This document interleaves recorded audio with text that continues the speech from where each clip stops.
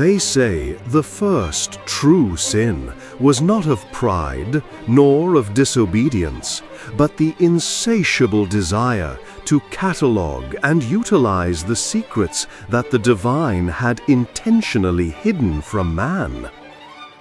And if this ravenous desire still haunts the world, it is simply disguised now as efficiency or perhaps progress.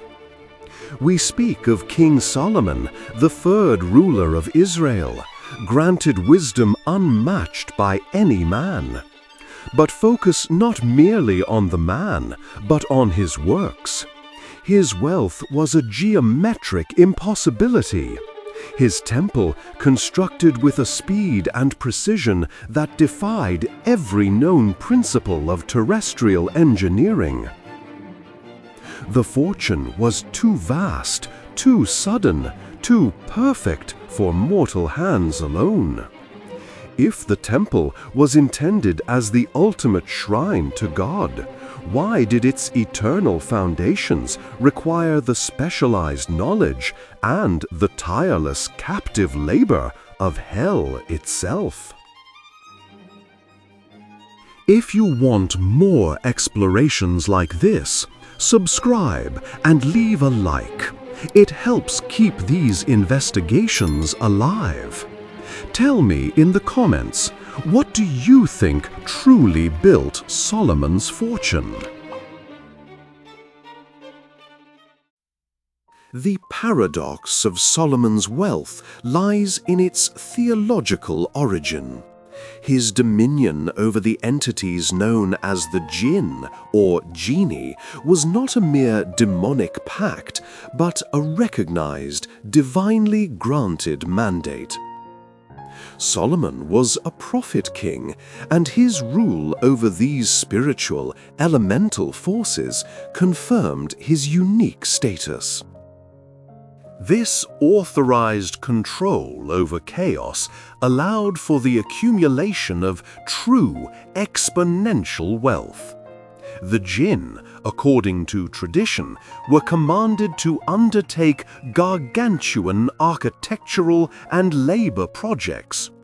They were the unseen engine of infrastructure, providing a workforce that knew no fatigue, demanded no wages, and operated beyond human constraints. The resulting empire, founded upon this controlled supernatural servitude, was absolute. The sheer scale of Solomon's fortune, the gold, the cedar, the infrastructure, was simply too staggering to have been built by traditional, limited human methods. The temple itself, the ultimate symbol of spiritual purity, stands as a chilling testament to a fundamental truth. Absolute material order requires the regulated integration of infernal energy. Solomon established successful regulatory control over chaos, effectively proving that the cost of unparalleled human order is the employment of the infernal. This is the foundation of his occult economy.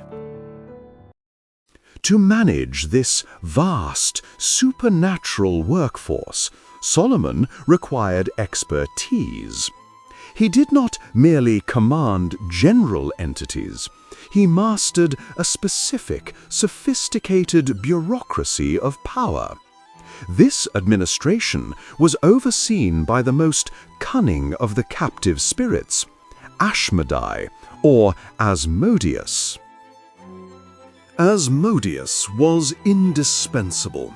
He was not just a mere laborer, but a consultant, instrumental in the very planning and construction of the holiest structure. His value lay in specialized knowledge, which Solomon meticulously catalogued. The legendary Goetia, or the 72 spirits, represents this bureaucratic mastery. Each spirit possessed a particular function, locating forgotten gold, such as Boon, the Duke who grants wealth, revealing esoteric truths, granting military advantage. Solomon's fortune was thus not accidentally acquired, it was systematically aggregated through precise occult specialization. Yet, perhaps the most profound tool of this forbidden architecture was not a great demon, but an infinitesimal creature, the Shamir. Ancient writings describe the Shamir as a tiny worm or substance capable of splitting the hardest stone without noise or force. This was critical because sacred law forbade the use of iron, the metal of war, noise, and impurity.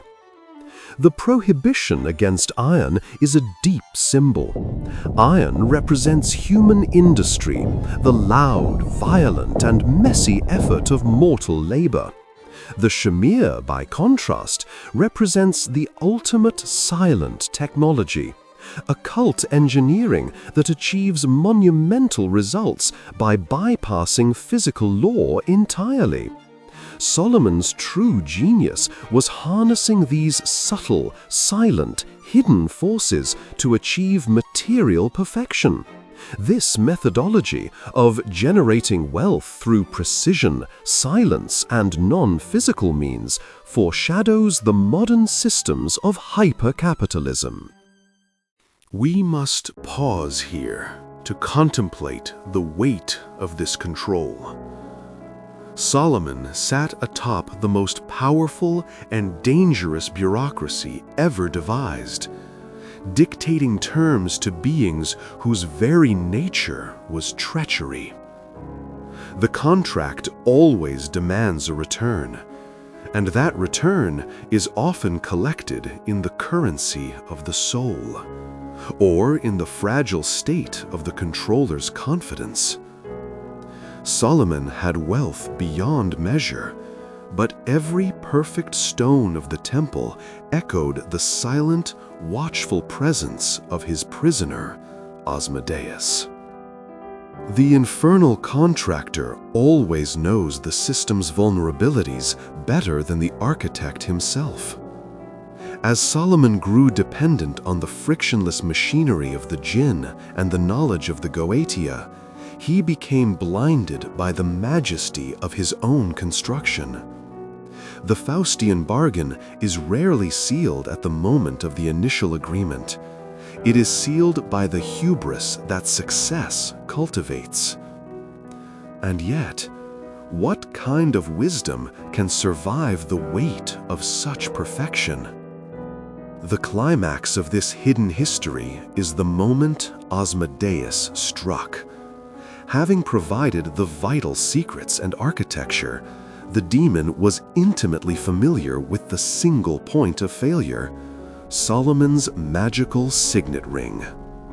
Engraved with the tetragrammaton, this ring was the physical, removable mechanism that maintained control over the entire infernal economy.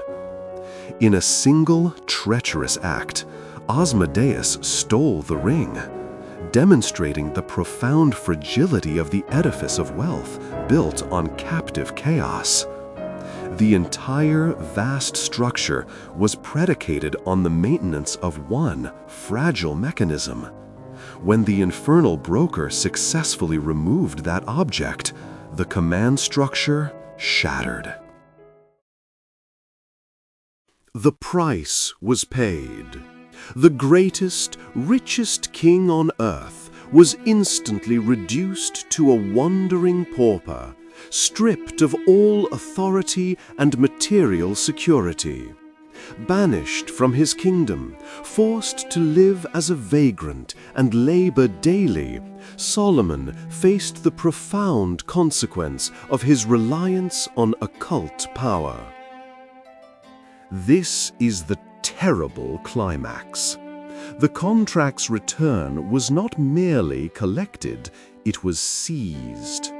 The law serves as a chilling testament to the law of esoteric finance. Wealth built on controlled, volatile chaos is infinitely riskier than wealth derived from moral or communal stability. The whole architecture of greed was laid bare. Solomon's later writings, particularly the Book of Ecclesiastes, reflect this profound trauma. The return to the throne was less a victory and more an acquisition of bitter wisdom. The disillusionment that every material fortress is built upon shifting, treacherous ground. The king finally learned that conquering something with great effort only requires even greater effort to possess and protect it. The pursuit of absolute power diminished the spiritual humility required to govern it safely. The empire of Solomon may have fallen, but its invisible framework endured, inherited not by kings, but by the spirit that thrives in every marketplace, Mammon. The pursuit of exponential, instantaneous fortune, whether through controlled gin or automated capital, remains the enduring failing of mankind. The figure that inherited the centralized purpose of Solomon's 72 specialized spirits is Mammon, not a single entity, but the very personification of wealth, greed, and the pursuit of material abundance as a moral end. The modern consumer, citizen, and investor engage in a perpetual Faustian bargain. We exchange our most private resource, our attention, our data, and our moral vigilance for unparalleled technological power and comfort. The jinn, the tireless and ethically grey labor force, now operate globally, automated and invisible, sustaining supply chains and factory floors far from the light of ethical scrutiny. This silent edifice of wealth is designed for exponential gain, dependent on secrecy and specialized, non-transparent knowledge, the essence of the occult economy Solomon first formulated. The question remains, centuries later, what is the spiritual cost of our collective pact with Mammon? The modern skyscraper, the complex financial derivative, the proprietary algorithm, are these merely highly polished, algorithmic versions of Solomon's temple?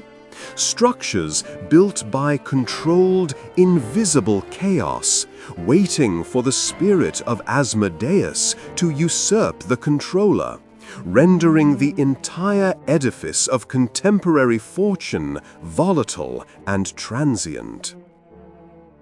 Solomon's life is an eternal echo, reminding us that true meaning is never found in the accumulation of material goods. The abundance and the opulence were merely the means, never the end. When the heart is fixated on the transient riches, when the economy becomes the master and not the servant, the inevitable fall is merely a matter of time and timing. The ancient lore serves as a chilling mirror. Every empire built on the back of subtle, tireless power must recognize that the ultimate foundation is always shifting, and the broker of that power is always waiting for the lapse of vigilance. The archives of forbidden knowledge are vast, and the price of mastery is steep. Subscribe and continue your journey into the hidden economy of power and consequence.